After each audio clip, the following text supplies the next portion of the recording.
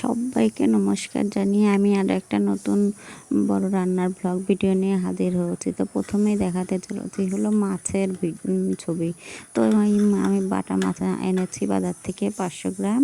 সেই মাছগুলো ভালো করে কেটে ধুয়ে এই যে লবণ হলুদ মাখিয়ে তেলে ভাজিয়ে আমার কড়াইটা দেখতে আপনাদের হয়তো ভালো লাগবে না। আমি সবসময় ভাজাভাজি জিনিসগুলো সবসময় লোহার কড়াতেই করি।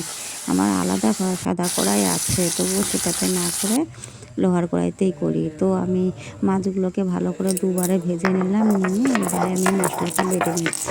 সাদা জিরা, কাঁচা পাকা লঙ্কা আর আদা দিয়ে শিলনোড়াতে বেটে নিচ্ছি। আমি সবসময় বাটা মশলাতেই করার চেষ্টা করি, আর সবসময় লাইট রান্নাই করি, কারণ আমাদের মানে মশলা খাওয়া বারণ আছে, আর তাছাড়াও খাওয়াটাও তো ঠিক না। খুব মানে মাংস টাংস হলেই বেশিরভাগ করা হয় মশলা, নাহলে এমনি হালকা আর কি জিরা আদা বাটা দিয়েই রান্না হয়। তো আজকে রান্না করবো হলো আলু বেগুন দিয়ে জিরা আদা কাঁচা লঙ্কা বাটা দিয়ে হলো মাছের ঝোল। আর আমি একটা আলাদা মশলা একটা ভেজে বানিয়ে নিই, সেটা হলো ধনে মৌরি আর সাদা জিরা কড়াইয়ে সাদা কড়াই মানে গরম কড়াইয়ে টেলে নিয়ে সেটাকে গুঁড়ো পেস্ট বানিয়ে রেখে দিয়েছি। ওটাই আমি জিরা আদা বাটা দিয়ে যে মাছের ঝোল করি, সেই মাছের ঝোলে ছড়িয়ে দিই নামানোর আগে। তো এই যে তেলের মধ্যে কালো জিরা ফোড়ন দিলাম, দিয়ে বেগুন আর মানে হাফ মতো ভাপ দেওয়া আলু আর কি, আলু কিছুটা ভাপ দিয়ে রেখেছি। আর আলু বেগুন এই যে লবণ হলুদ দিয়ে ভেজে নিচ্ছি, ভালো করে সাঁতলে নিচ্ছি।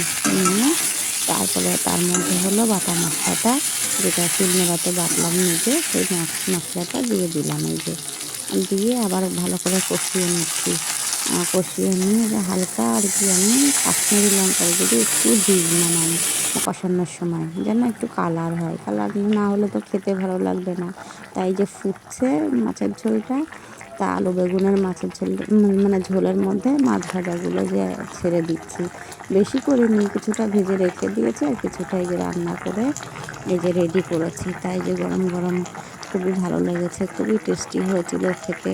ভীষণ লাইট খাবার, খুব পছন্দের, আমার বাবাও পছন্দ করে, আমি তো করি, আমার আর আমার স্বামীজি তেমন একটা পছন্দ করে না। তো যাই হোক, আমরা এই গরম গরম ধোয়া ওঠা ভাতের সঙ্গে দুপুরে তিনজনাই খেয়ে নিলাম।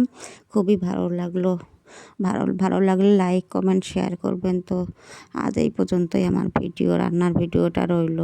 তো সবাইকে আরেকবার নমস্কার টাটা বলে আজকের ভিডিওটা এখানেই শেষ করছি। আবার নেক্সট ভিডিওতে আবার অন্য কোনো ভিডিও দেখানো হবে।